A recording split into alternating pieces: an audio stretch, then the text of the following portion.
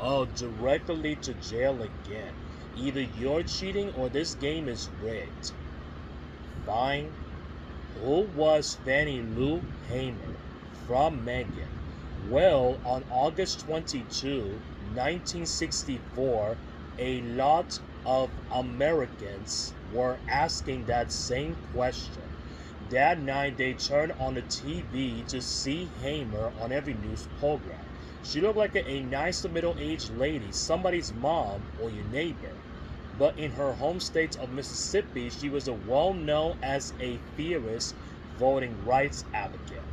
For the past 2 years, she's been fighting to get African Americans access to the polls.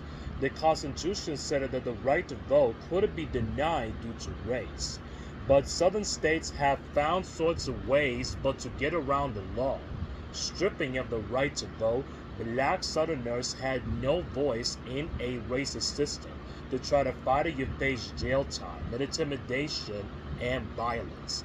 Hamer had experienced it all, and in that night she shared her story.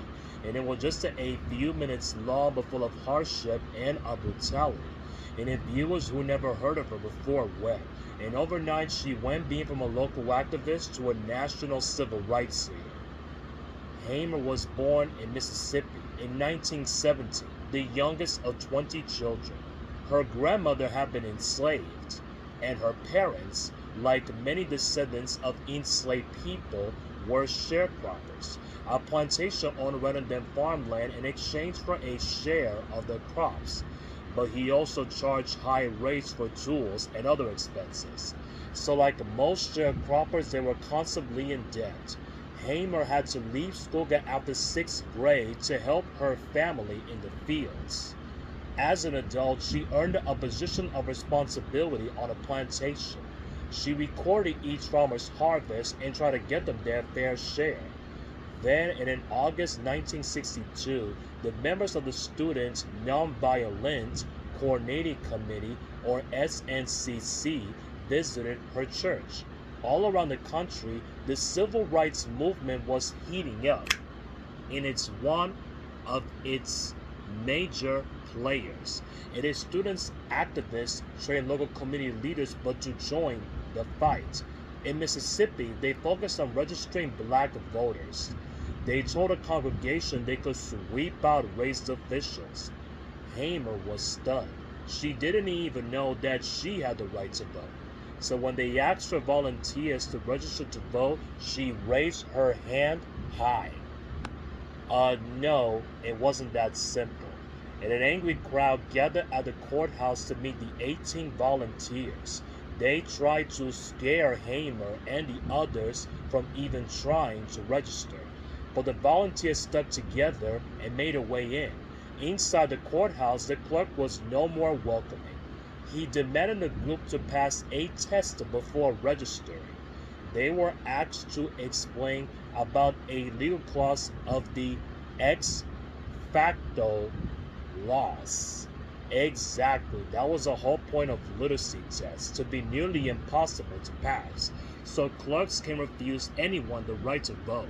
They also demand a poll tax, a fee meant to discourage would-be voters. No surprise, all the SNCC volunteers failed the literacy test. And on the way home, their bus was stopped by the police. They said its yellow color was illegal. Hamer sang a song to keep the group's spirits up until they were let go. That night, she was fired from her job and evicted from her home. The plantation owner had heard about her attempt to register. A few nights later, somebody shot at the house where she was staying. Afraid for her children, Hamer considered leaving town for good. But she could not convince herself but to leave the place that her parents helped build. She rented a house from a neighbor and took a job with a committee.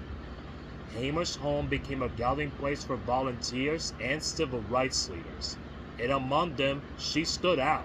She wasn't male, young, well-educated, or a middle class. She knew what poor black families endured because she lived it.